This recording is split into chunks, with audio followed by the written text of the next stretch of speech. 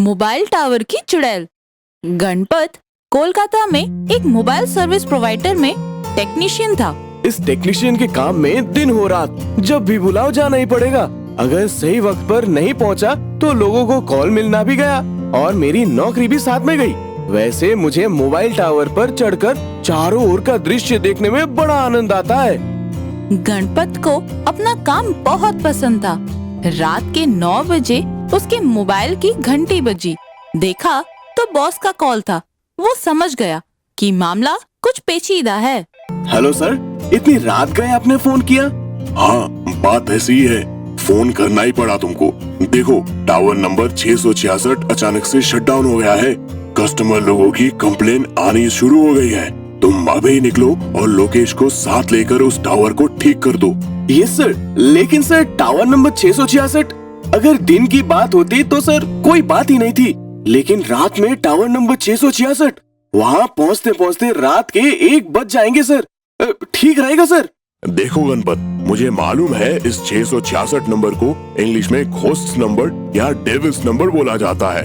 ये भूतिया नंबर होता है अंग्रेजों के लिए और अपशगुन भी माना जाता है। कुछ बातें भी फैली हुई है इस टावर को लेकर, लेकिन ये सारी चीजें सिर्फ बकवास है।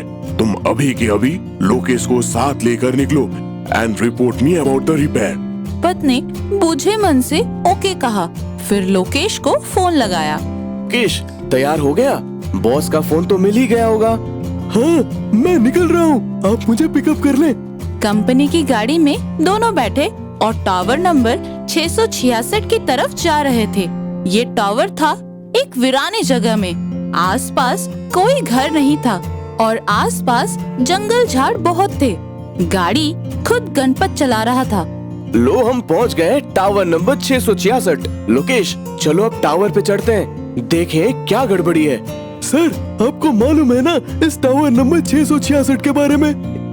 यही ना कि यहाँ इस टावर पर आत्माएं रहती है और टावर की गड़बड़ी भी ऐसी की लगता है शट डाउन करने में आत्माओं का हाथ हो। अब पहुँच ही गए हैं तो डरने से क्या फायदा। चलो ऊपर चलकर देखते हैं। दोनों लोहे की सीढ़ियों से टावर के ऊपर पहुँचे। देखो लोकेश, बैटरी के सारे कनेक्शन तो सही है, फिर भी पावर सप्लाई नहीं है। अजीब बात है। अब फिर से सारे पॉइंट्स रिकनेक्ट करके देखते हैं। उसने अपनी बात खत्म भी नहीं की थी कि लोकेश की चीख ने उसे झंझोड़ दिया। उसने देखा लोकेश टावर के मोटे खंबे के अंदर खींचता हुआ घुसता चला जा रहा था और जैसे मोटे से खंबे ने उसे मगरमच्छ की तरह निगल लिया हो। गणपत की आंखें जैसे जम गई। अब एक औरत उस खंबे से बाहर निकल रही थी। गणपत, तेरा भी हश्र वही होगा जो लोकेश का हुआ। जानता है मैं कौन हूँ? मेरी कब्र इस टावर के नीचे जमीन के अंदर थी। किसी को उसका पता नहीं था। मैं चैन से हजारों सालों से अपने कब्र के घर में रहती आई हूँ, लेकिन तेरी कंपनी ने यहाँ टावर बनाकर मेरी कब्र उजाड़ दी, मेरा घर बर्बाद कर दिया। इसलिए टावर में खराबी मैं ही करती हूँ। मैं हूँ हजारों सालों से इस कब्र में रहने वाली नूर चुड़ैल। इसके पहले तेरे कंपनी के 2 लोग मर गए हैं इसी टावर के ऊपर। सब समझते रहे काम के दौरान गलती से बिजली के झटके से उनकी मौत हो गई। अरे वो बिजली का झटका मैंने ही दिया था। मैंने उन्हें अपने नाखूनों के झटके से मार डाला था।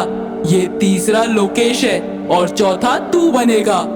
गणपत ने धीरज से काम लिया। उसने कहा, मैं सबकी तरफ से आपसे माफी मांगता हूँ। आप मेरे दोस्त लोकेश को लौटा दे।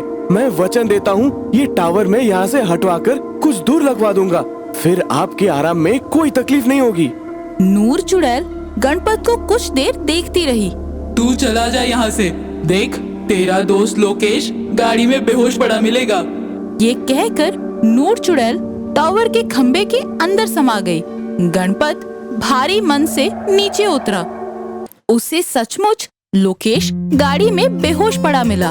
दोस्त को वापस पाकर उसकी आंखों में आंसू आ गए। फिर गणपत ने बॉस को फोन किया। सर, टावर का लोकेशन कुछ गलत जगह पर हो गया है, इस वजह से इसे हटाना पड़ेगा तो खराबी परमानेंटली ठीक हो जाएगी। टावर वहाँ से हटकर अब कुछ दूर लगा हुआ है। नंबर भी बदलकर 666 के बदले 667 हो गया।